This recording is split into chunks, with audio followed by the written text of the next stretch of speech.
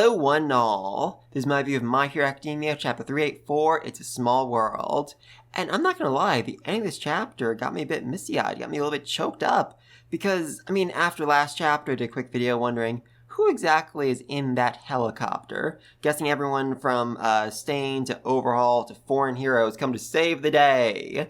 But never in my wildest imagination would I've expected to be a news team. In fact, two separate, unrelated news teams who both decided to essentially steal their studio's helicopters, ride them out into a freaking storm, and watch a battle between essentially gods. That's a bit of an exaggeration, but not much of one, as we have, Gigantomachia, Mount Lady, Tokoyami, all battling against All for One, so yeah, these people are pretty much gods at this point. Holy mother of God, I love it. And yet they're still doing this wildly insane thing because they want the world to know that Japan has not yet fallen. And no matter what happens, whether Japan wins or loses, they need to ensure that the world knows the truth, that the world knows exactly what happened on this day. And the world does. Everybody's freaking watching this. Seriously. We see Melissa from the first movie, the kids from the second movie, the siblings from the third movie, retired heroes like Death Arms, foreign heroes, Admiral Akbar, the President of the United States, and probably a dozen more people whose references I'm just not getting in this moment. Oh, I love it. I absolutely freaking love it. Though this does raise a very good question because obviously this is implying that foreign heroes will step in and save the day somehow, some way. But the question is, when? Because right now All for One is pretty much being dealt with and Deku's battling against Shigaraki, which, he could use some backup, but I think most people would just get in his way, so yeah, there's not really a lot that other heroes could do in this moment, so when will be their moment? And I think I figured it out. Basically, right now, all the heroes, all the students, everyone who's currently physically able is in a battle for their lives against the most dangerous villains in the entire world. And once this fight's over, they are going to need a lot of time to rest and recover. But Japan won't give them that time because there's still a lot of, escaped convicts out there. There's still a lot of rebuilding that needs to happen. There's still a need for heroes. And I think that's when the foreign/retired heroes are going to step back up, when they're going to lend a hand after everyone else is just beaten and bruised and exhausted and broken and in need of a very bad rest. They're going to help with the rebuilding while the, heroes who actually fought on the front line get that rest they need.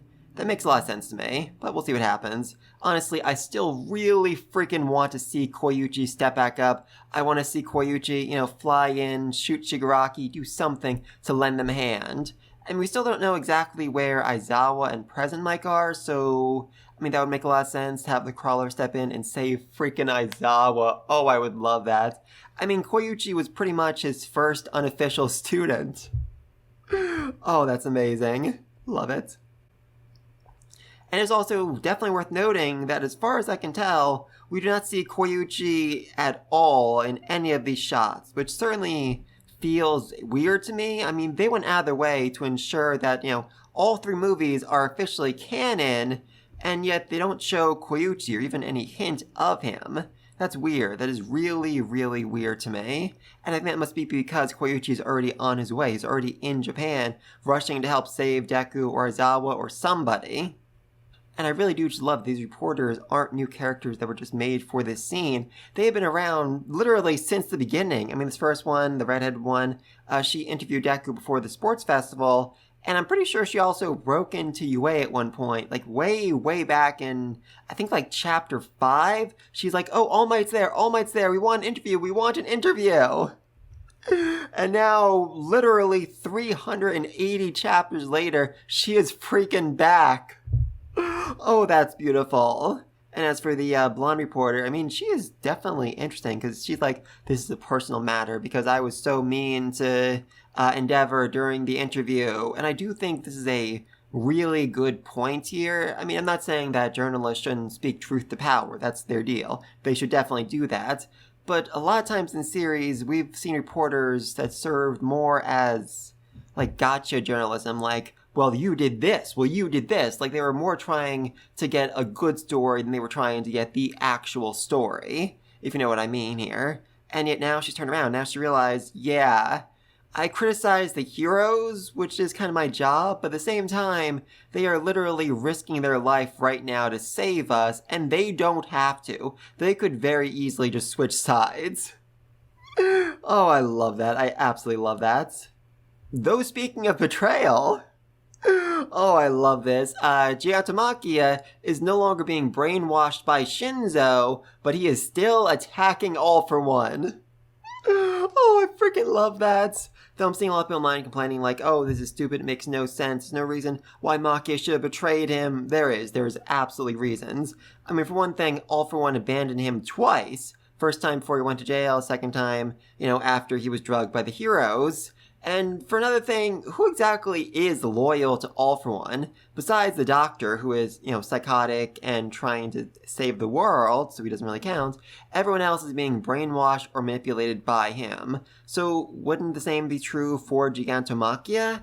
And I do think it makes a lot of sense. I mean, I had this theory for a very long time that Machia is in fact Crimson Riot, Kirishima's favorite hero, the one who inspired him, the one who is his role model, essentially, his own personal All Might.